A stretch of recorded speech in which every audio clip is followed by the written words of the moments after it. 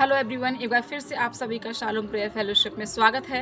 ऐसी आशा करते हैं कि प्रभु ने पिछले दिनों आप सबको अच्छे से संभाला, आपके परिवारों को संभाला, आपके संतानों को संभाला। इस बात के लिए प्रभु के नाम को हर समय धन्यवाद देते रहिए, क्योंकि वचन में भी लिखा है कि हम हर समय परमेश्वर के नाम को धन्यवाद देते रहें, उसकी स्तुति निरंतर हमारे हृदय से होती रहे। और आज मैं एक कहानी से आपके साथ में शुरुआत करूँगी, और एक कहानी इस प्रकार से है। और 3 सेवक थे और उनका एक स्वामी था। और एक बार उनके स्वामी ने जब उनकी सेवा करते थे, जब उनके साथ में कार्य करते, तो एक बार उनके जो स्वामी था उसने उन तीनों सेवकों की टेस्ट लेना चाहा और उसको जांचना चाहा कि कैसे उसके जो 3 सेवक हैं उनमें से कौन अच्छा है, कौन जो है उसके पीठ पीछे जब वो नहीं होता है, उसका स्वामी तो अच्छे से काम करता है, कौन है जो उसका कार्य को बहुत ऐसे अच्छे से करता है। और उनको जांचने के लिए उसका जो स्वामी है उसने अपने तीनों सेवकों को एक एक मुर्गी दी।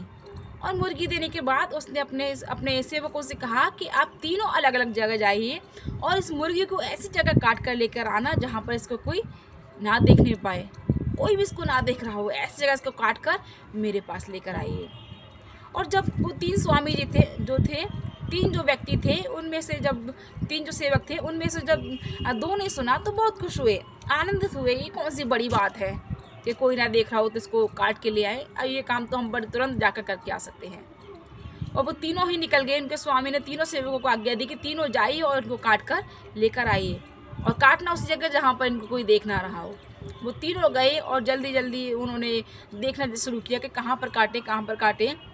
उनमें से जो 2 व्यक्ति थे वो जल्दी से उन्होंने जैसे कि रूम के अंदर गए और देखा कोई है नहीं, काट कर मुर्गी को अपने स्वामी के पास में लेकर आए।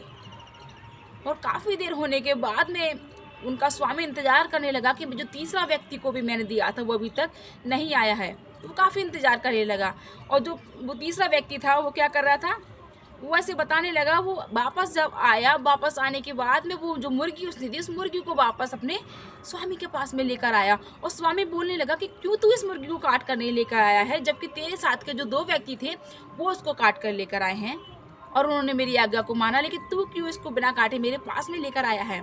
तब उसका जो दास है उसने कहा कि आपने मुझे आज्ञा दी थी कि मैं इस मुर्गी को ऐसी जगह काटूं जहाँ पर कोई मुझे ना देख रहा हो।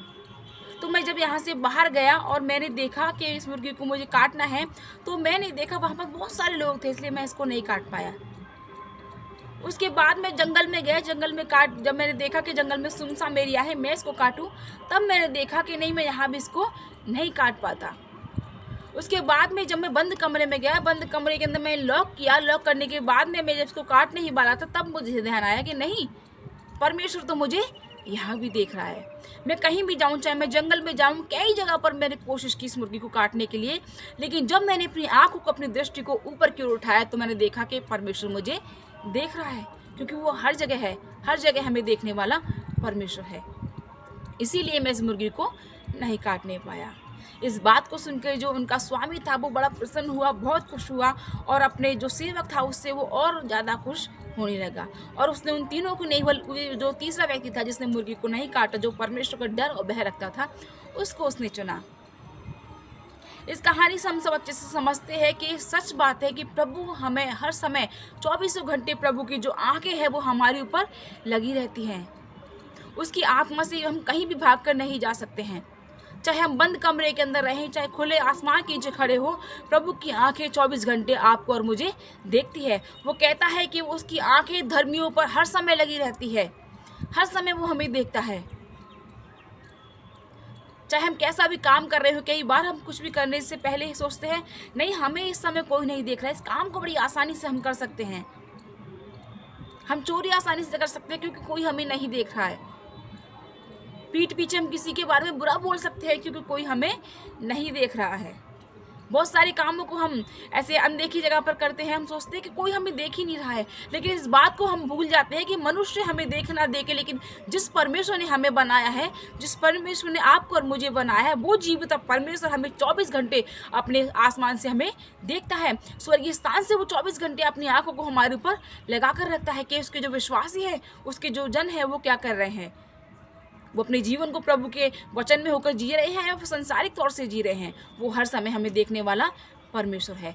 इसीलिए वचन में ऐसे लिखा है, समुपदेश की किताब में ऐसे लिखा हुआ है, समुपदेश 11 अध्याय में ऐसे लिखा है 9 आयत में, हे जवान अपनी जवानी में आनंद कर और अपनी जवानी के दिनों में मगन रहे, अपनी मनमानी कर और अपनी आंखों की दृष्टि के अनुसार चल, परंतु ये जान रख कि इन सब बातों के विषय परमेश्वर तेरा न्याय करेगा।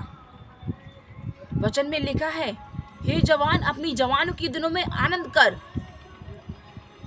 जवान मतलब यंग लोगों के लिए नहीं है, बल्कि हम सब के लिए, जो परमेश्वर के नाम में विश्वास करते हैं, जो प्रभु के नाम को लेते हैं, जो उसके नाम की स्तुति करते हैं, उसकी आराधना को करते हैं, उन सब से परमेश्वर कहता है कि ये इन दिनों में तू आनंद कर, जो तेरा मन करता है वो तू कर, जो तू अपनी आंखों से देखना चाहता है उस चीज़ को देख, जो तू खाना चाहता है वो तू खा, जो तू करना चाहता है अपने जीवन में उन सारे कामों को कर। लेकिन इन सब बातों को करने के बाद एक बात हम याद रखें कि हमारा परमेश्वर हमारा न्याय करेगा। एक दिन वो होगा जब हम अपने परमेश्वर के सामने खड़े होंगे और वो हमसे पूछेगा कि ये काम हमने किया या नहीं किया, क्योंकि परमेश्वर के पास में हर चीज़ का लेखा है। हमने जो कुछ भी हम पूरे दिन करते हैं, रोजाना में जिन कामों को हम करते हैं, परमेश्वर अपने स्वर्गीय स्थान से हमें देखता है और वो देखता है कि उसकी संतान किन कामों को कर रही है, कैसे जीवन को वो जी रही है, प्रभु में है लेकिन प्रभु में होते हुए भी किन किन कामों को हम करते हैं। इस चीज़ को हमारा जीवता परमेश्वर देखता है। इसीलिए हर बात को हम करने से पहले ये जरूर देखें कि हमारा परमेश्वर हमें देख रहा है, और वो देख ही नहीं रहा है बल्कि सही ठीक समय आने पर जब हम परमेश्वर के सम्मुख खड़े होंगे, जब हमारी आत्मा प्रभु के पास में जाएगी, तो वो देखेगा कि हमने किन कामों को किया, और उस समय वो हमारा न्याय करेगा। वो हम पे तरस नहीं खाएगा बल्कि उस समय वो हमारा न्याय करेगा। हमारे कामों के अनुसार हमारा वहाँ पर न्याय होगा। इसीलिए अपनी चाल को प्रभु की ओर सीधी रखें, अपने मन को शुद्ध रखें, अपने हृदय को प्रभु को भापता हुआ बलिदान करता हुआ चढ़ाए, ताकि हम परमेश्वर के सामने खड़े होने पाए और हम परमेश्वर से कहने पाए कि परमेश्वर, संसार में रहकर मैंने तेरे नाम की महिमा को किया है।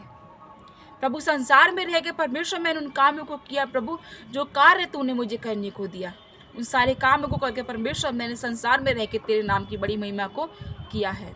हम प्रभु के सामने जब खड़े होते लज्जित ना होने पाए, बल्कि परमेश्वर कहने पाए कि ये मेरी विश्वास योग्य बेटी है, ये मेरा विश्वास योग्य दास है। परमेश्वर हमें देख के इस बात को कहने पाए, और जो संसार में रह के हम परमेश्वर की सेवा को कर रहे हैं, प्रभु के काम को कर रहे हैं, प्रभु के परमेश्वर के वचन के अनुसार अपने जीवन को बिता रहे हैं, वो सब व्यर्थ न जाने पाए। इसीलिए प्रभु का वचन कहता है कि मनुष्य अपने आप को जांच ले और परख ले कि वो कहाँ से गिरा है। हर एक विश्वासी जन उसके नाम पर विश्वास रखता है, वो इस बात को जांच ले और परख ले कि वो कहाँ से गिरा है। और इस बात को याद रखें कि प्रभु हर समय हमें देख रहा है।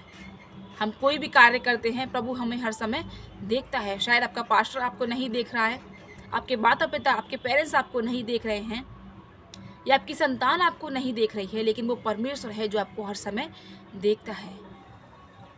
और वो देखता ही नहीं है बल्कि वो आने वाले दिनों में आपके कामों के अनुसार न्याय भी करेगा।